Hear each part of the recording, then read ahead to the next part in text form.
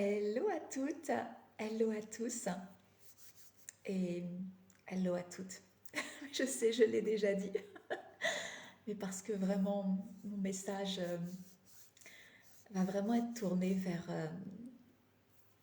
mes amis, les femmes, mes sœurs, je crois. Bon, les hommes pouvaient rester. Le message, c'est permis de l'entendre aussi. Pour tout te dire, pour tout vous dire, ça fait peut-être presque 5 minutes que je suis devant mon téléphone. J'avais écrit le titre de mon live, qui est donc écouter son âme. Est-ce que c'est un exercice de vulnérabilité? Et ça fait 5 minutes que je suis là devant le bouton lancer le direct parce que je sentais que mon énergie, mon émotion, elle était là, quoi. Elle était là, je viens de vivre une très belle expérience dont je vais te parler. Et justement, pour pouvoir être présente en étant stable émotionnellement parlant, je sentais que voilà, je respirais, il fallait vraiment que je fasse redescendre mon énergie plus bas, au niveau de mon bassin, pour me sentir, tu vois, posée, ancrée et être en capacité de te partager, coucou Flavio, de te partager l'expérience que je viens de vivre. Si tu me connais depuis quelque temps, si tu me suis depuis quelque temps, tu as peut-être déjà... merci Flavio. Tu m'as peut-être déjà entendu dire que la vulnérabilité, c'est quelque chose qui n'était pas confortable du tout pour moi. Et pourtant, intellectuellement, je le sais, on me l'a dit, j'ai déjà eu l'occasion de l'expérimenter, cette vulnérabilité, c'est aussi une force incroyable. Et justement, ce matin, il s'est passé quelque chose d'incroyable. J'ai une amie, Béatrice Gomez, tu peux aller voir Les Portes du Changement. Elle fait des lectures intuitives de tarot. Et chaque semaine, elle propose un mantra sur lequel méditer. Et bon, habituellement, je sais pas tellement l'heure où je vais regarder sur les réseaux sociaux ce qui se passe, mais bon, j'avais des déplacements et hop, j'ai fait un petit coup de scroll. Et je tombe sur le mantra de Béatrice. Je te le partage parce qu'il est très beau. Euh, je m'allège de mes fardeaux, je quitte le superflu et je poursuis le pas léger vers mon véritable but. Et elle propose en fait de méditer donc tous les jours, 15 jours avec le mantra qu'elle nous propose. Et puis là, je ne sais pas pourquoi, c'était vraiment, enfin, c'est pas le moment où je le fais habituellement. Mais là, je reviens de mon déplacement, je fais, eh ouais, tiens, je vais me poser et je vais méditer sur ce mantra. En plus, qui me parlait parce que je suis en train de travailler sur les énergies de la pleine lune. Et en plus, il y a un autre événement là qui se passe. On a l'axe des nœuds lunaires. Alors l'axe des nœuds lunaires, c'est notre axe d'évolution. Là, on va travailler ensemble collectivement pendant 18 mois avec cet axe-là. Et il va passer sur l'axe taureau-scorpion. Et je lui disais combien ce mantra m'évoquait finalement cet axe taureau-scorpion avec lequel on va travailler. Parce que ouais, je quitte le superflu, autrement dit, je m'en vais vers plus de simplicité. Et le taureau, c'est ça, quoi. Je vais mettre de la simplicité, quoi, dans ma vie, dans mon business, dans mon quotidien. Et là, c'est vraiment ce que je suis en train de faire actuellement. Il y a un gros changement, et dans ma vie professionnelle. Et puis, je poursuis le pas léger. Pour moi, ça m'évoque vraiment le plaisir, la joie, et oui, et cette notion de plaisir, quoi, mais vraiment de kiffer sur son quotidien. C'est très taureau aussi, hein, taureau qui est gouverné par la planète Vénus. Et Vénus, c'est l'amour aussi, c'est l'amour, c'est être en accord avec nos valeurs, c'est être dans le plaisir, c'est tellement ça. Et ce mantra commençait par je m'allège de mes fardeaux. Et bah déjà, il faut en avoir conscience de ces fardeaux, donc il faut avoir eu le courage de plonger dans nos profondeurs. Et ça, pour le coup, c'est très scorpion. Et justement, hein, l'axe des nœuds lunaires, le nœud nord, donc vers le taureau, c'est ce vers quoi on évolue, donc tout ce que je viens de t'évoquer. Et le nœud sud, qui est en scorpion, c'est tout ce sur quoi on va s'appuyer pour évoluer. Bon, ben, c'est jamais fini, mais je veux dire, bon, ça y est, on a quand même bien creusé, bien fouillé. On est quand même descendu profondément pour aller mettre de la lumière justement dans nos ombres. Et tous ces fardeaux dont j'ai conscience, bah justement, ça y est, je dépose, quoi. Je dépose et je décide d'aller vers autre chose. Donc c'est vrai qu'il m'a appelé ce mantra et je suis partie dans cet instant méditatif. C'est la première fois que je ressens une telle émotion sur un temps de méditation où vraiment j'ai vu et j'ai ressenti dans toutes mes cellules un verrou qui faisait pas. Et tu sais, j'ai eu l'image, hein. Il y a vraiment eu quelque chose autour de moi, enfin même en moi, qui a explosé littéralement parce que ce vers mon véritable but, cette idée de véritable but, je, je connais ce que mon âme est venue expérimenter sur cette terre, dans cette incarnation, puisque je travaille avec mon Ikigai, je t'accompagne aussi sur les ateliers Ikigai pour que tu puisses mettre à jour cette mission d'âme, mission de vie, ok, mais mission d'âme, aussi cette mission d'âme qui vient chapeauter, je dirais, toutes tes missions de vie qu'on pourrait euh, euh, représentée par les différentes sphères de ta vie. Je dirais que ma mission de maman n'est pas la même que ma mission d'entrepreneur, etc. Mais tout ça, si tu veux, c'est tenu par une seule et même mission qui est la mission d'âme. Et je la connais, ma mission d'âme, parce que je travaille avec mon Ikigai et je retravaille avec mon Ikigai. Tu sais, les programmes que j'enseigne, les programmes que je transmets, je fais pas, c'est pas juste un savoir, c'est pas juste quelque chose d'intellectuel que je te transmets. Je les vis, je les travaille, je les incarne et mieux, je les retravaille en fait chaque mois avec toi. Pourquoi? Parce que plus on travaille sur un enseignement, plus on va aller dans les profondeurs et avoir des niveaux de lecture, on va dire, différents. Et tu vois, oh, j'ai la lumière qui s'est coupée. C'est pas grave, on va faire sans lumière, sans filtre. C'est chouette aussi. Euh, cette, euh, cette mission d'âme que j'ai identifiée dans mon Ikigai comme étant se reconnecter. Se reconnecter à quoi? Au vivant. Se reconnecter au vivant en soi. Et donc quand je me reconnecte au vivant en moi, quelque part, si je vais me reconnecter à ce qui me met en joie profondément. Et c'est aussi donc du coup me reconnecter à ma véritable nature. Et c'est ce que je vous aide en fait à faire à travers ces ateliers Ikigai. Vous reconnecter à votre véritable nature. Et puis tu sais, j'ai eu l'occasion justement à travers cet atelier que j'ai retravaillé, prendre conscience que c'était quoi qui était important pour moi. C'était de me reconnecter à ma véritable nature de femme. Ok, j'en étais là. Déjà, c'était quelque chose, on était déjà à un niveau supérieur parce que moi, en tant que femme, c'est très différent de tout ce que j'ai pu être et faire, en tout cas faire, surtout par le passé où j'étais dans une énergie très masculine, très yang dans mon business et finalement je m'épuisais, ça ne me ressemblait pas. J'étais complètement déconnectée du coup de ma véritable nature qui est de vivre au rythme des saisons et des lunaisons. Je me suis tellement reconnue, tellement retrouvée là-dedans. Et tu vois, au cours de cette méditation, avec ce mantra là, que Béatrice nous a proposé, tellement puissante, j'ai senti du coup un verrou péter. Je l'ai senti, je l'ai vu. Et les larmes ont coulé.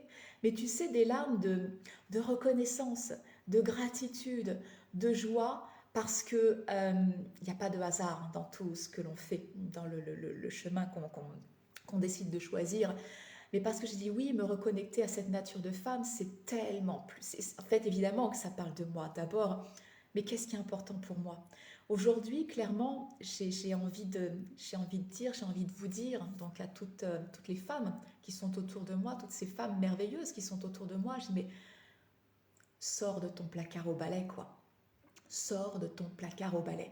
Je me rappelle ce moment où pour moi c'était, il y a eu, tu sais, c'est cette rencontre avec un bouquin qui m'a touchée profondément, c'est Âme de sorcière. Et ce bouquin est venu me toucher, mais tellement profondément parce que je me dis mais ça parle de moi. C'est pas possible, ce bouquin il parle de moi. Il parle de cette façon dont je vis presque au quotidien, je dirais quand je suis ma vraie nature, du verbe suivre. Et à la fois, il y avait tellement de moments, j'étais complètement déconnectée de cette façon d'être et de cette façon de vivre. Et pourtant, voilà, je dis, voilà, ça c'est mon axe d'évolution, il faut que je retrouve ça, parce que ça, c'est ma vraie nature. Et ce bouquin, en fait, est venu me reconnecter, en fait, du coup, au cycle lunaire. Et puis après, il y a eu un autre moment où j'ai pris conscience que mon cycle menstruel s'était complètement calé sur ce cycle lunaire. Je me suis dit, mais il n'y a pas de hasard. Et puis après, tu vois, en fait, ce sont des éléments qui viennent s'ajouter les uns aux autres. Et puis après, je me suis rendu compte qu'il y avait des célébrations en lien avec les saisons, les intersaisons qui me parlaient tellement fort.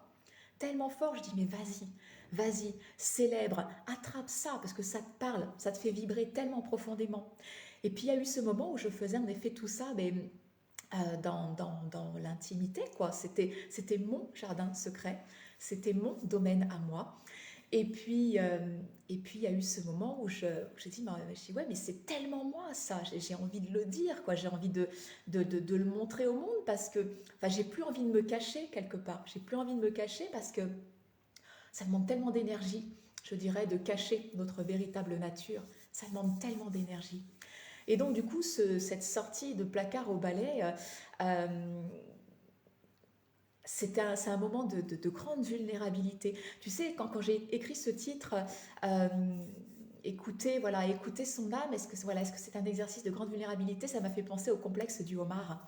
Le complexe du homard, qui a été écrit par Dolto, je crois, ça fait référence en fait à ces adolescents qui changent tellement vite que pour pouvoir grandir, justement, pour pouvoir changer, ils sont obligés en fait de briser. Donc du coup, cette carapace, la carapace du homard, pour pouvoir s'en construire une autre, je dirais, de meilleures dimensions, en fait, pour pouvoir les protéger à nouveau.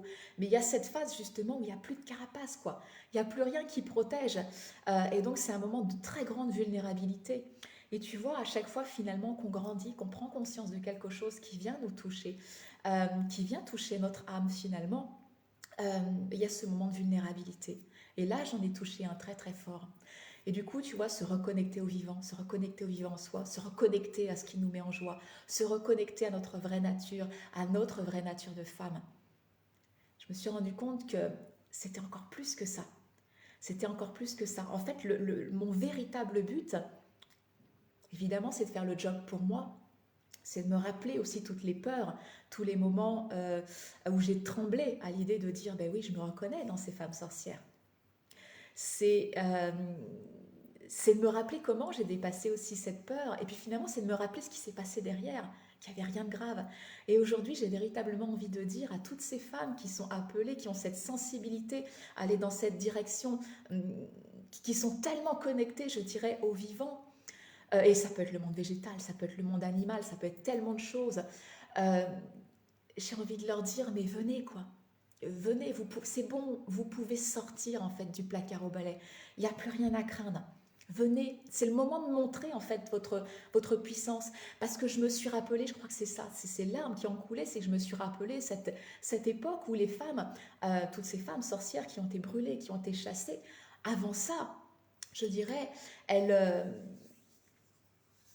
c'est drôle, je passe du coq à l'âne, mais ça me rappelle tellement justement cet axe scorpion-taureau. Le scorpion, il incarne aussi le pouvoir. Et le pouvoir égotique, c'est quelque chose qui peut, on le voit bien autour de nous, c'est quelque chose qui peut vite être malsain, où on va être dans le contrôle en fait de soi, des autres, etc. Mais ce pouvoir, je dirais, qui est hors contrôle, ce pouvoir qui parle plutôt de puissance, je dirais les femmes, elles l'incarnaient en elles, il y a de ça quelques centaines d'années avant. Elles l'incarnaient, et sans peur. Et cette connaissance, je dirais, des plantes, et cette connaissance finalement qui permettait, c'était les premières qui finalement qui soignaient, parce qu'elles avaient cette connaissance du végétal. Et les hommes ont eu tellement peur finalement qu'ils les ont chassés, qu'ils ont interdit justement de soigner par les plantes. Et puis la médecine est arrivée. Alors je ne crache pas sur la médecine, il y a eu des choses extraordinaires et heureusement qu'elle est là. Mais je dirais cette peur des femmes, de leur savoir et de leur puissance, de cette puissance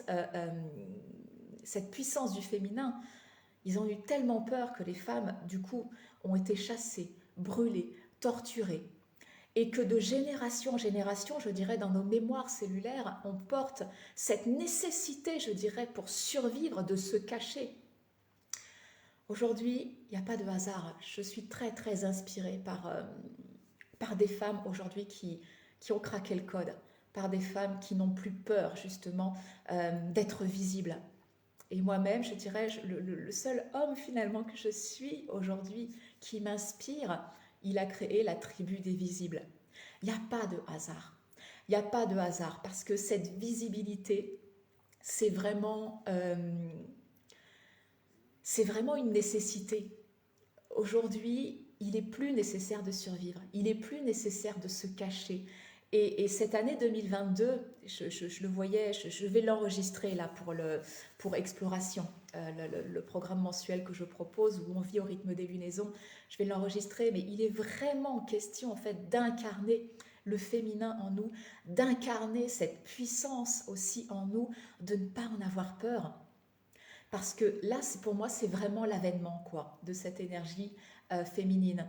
Et ça ne concerne pas que les femmes. Il y a des hommes qui ont très bien compris aussi aujourd'hui qu'ils pouvaient entreprendre dans cette énergie du féminin, où on n'est plus, parce qu'on porte les deux polarités, hein, quand je dis, voilà, il est temps que j'incarne encore plus et toujours mieux, toujours plus grand, cette énergie féminine en moi, ça ne veut pas dire que je repousse mon énergie masculine. J'en ai besoin, j'ai besoin des deux. Et vivre au rythme des lunaisons, justement, ça nous permet d'expérimenter ça, c'est-à-dire de créer avec l'énergie du féminin et l'énergie du masculin. C'est-à-dire que d'abord, on laisse monter une envie, un désir, une intuition, une intention. Et une fois que ça s'est monté, tu sens que c'est pas mental, quoi. Ça part des tripes, ça part du cœur. Et, et là, je dirais, l'énergie masculine va pouvoir prendre le pas et dire, bon, ok, c'est bon, là, on a accueilli, on est dans le rêve, maintenant, on va le matérialiser. On va le rendre concret, là. Donc, je vais poser un objectif et un plan d'action, mais un plan d'action qui laisse encore la part justement au féminin et qui sort de cette rigidité dans laquelle j'ai pu être avant par le passé, qui permet d'accueillir justement eh bien, tout ce à quoi on n'a pas pensé. Parce que qui on est, quoi? Qui on est pour connaître le grand plan? Et puis pour pouvoir justement dire, tiens, c'est ça qu'il fallait pour que je puisse atteindre mon but. C'est ça qu'il fallait pour que je puisse atteindre mon objectif. Donc, tu vois, c'est vraiment une énergie très, très différente. Et ce véritable but, là, il faut que je l'écrive. Je vais aller me poser après ce temps de méditation, mais prendre conscience qu'en effet, j'ai tellement, tellement envie d'emmener toutes ces femmes spirituelles qui se reconnaissent aujourd'hui comme femmes sorcières, en tout cas femmes très connectées justement au vivant. Euh, j'ai envie de leur dire et de leur montrer, mais que c'est plus le temps de se cacher. C'est le temps d'être visible et c'est le temps de ne plus avoir peur et d'incarner cette puissance créatrice qu'il y a au fond de nous et qui nous permet en fait d'accomplir tous nos désirs. Là, je suis vraiment en train de jouer à quelque chose de grand, quelque chose de beau. Je te partagerai peut-être, oui, justement, à quoi je joue cette année, mes grands sommets. Justement, si tu veux identifier tes grands sommets, c'est ça. Qu'est-ce que tu as envie d'accomplir patiemment sur l'année? Le 27 janvier, je démarre une Magic Class sur 5 soirées où je vais t'aider justement à définir tes sommets prioritaires et puis surtout à identifier comment faire grandir ton être pour pouvoir les atteindre, ces sommets-là. Parce que c'est qui on devient finalement qui est important, je dirais, à travers les objectifs que l'on va atteindre. Et c'est justement qui l'on devient qui nous permet aussi d'atteindre ces sommets-là. Donc ça, c'est une Magic Class sur 5 soirées qui va commencer le 27 janvier. Si tu es intéressé, voilà, tu me demandes les informations, je te les donnerai en MP. On a aussi l'atelier Ikigai, le prochain de mémoire, j'aurais dû le noter, je crois que c'est 7, 8, 9 février. Et tu vois que moi je refais le job en fait tous les mois et tu vois que finalement on peut atteindre des degrés de profondeur mais juste hallucinants pour se connecter à notre mission d'âme et du coup vivre nos missions de vie, je dirais, dans un alignement parfait avec ce que notre âme, ce que notre cœur désire le plus manifester, je dirais, dans cette incarnation-là. Ça c'est pareil, je peux te donner les liens en MP. Et puis, qu'est-ce que je voulais te partager? Oui, je t'ai parlé, j'ai évoqué les cycles lunaires. Si tu as envie d'avancer au rythme justement des lunaisons, Si tu as tendance justement à te disperser ou à pas trop savoir aussi dans quelle direction commencer, exploration, c'est une aventure mensuelle qui se renouvelle puisqu'à chaque fois je te fais donc des audios, des podcasts pour te parler des énergies de la nouvelle lune, des énergies de la pleine lune au niveau collectif, mais je t'apprends surtout à les regarder, ce que ça vient éclairer pour toi. Dans quel domaine de ta vie ça t'invite à jouer puisque je vais t'apprendre à jouer avec ton thème astral. Voilà, du coup ce sera ma vidéo du jour pour ces 365 jours de magie dans laquelle je me suis engagée.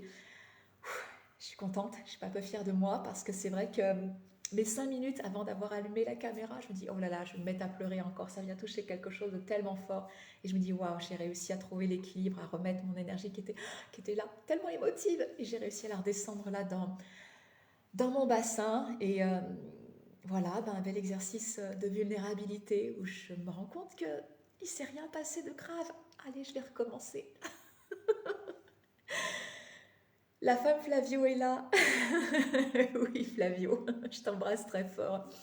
Je vous embrasse très très fort. Passez une divine journée en étant tellement à l'écoute, connecté à votre véritable nature.